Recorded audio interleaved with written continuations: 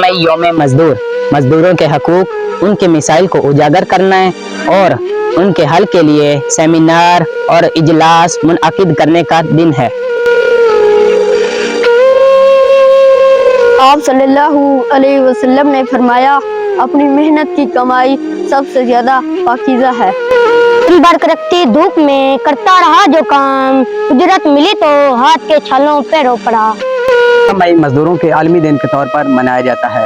इस दिन को मनाने का मकसद मेहनत कशों के हकूक को याद रखना और अदा करना है।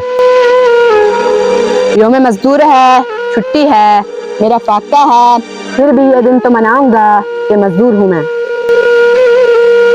यकम मई यौम मजदूर, मेहनत कशों को खराज तहसीन पेश करने का दिन है।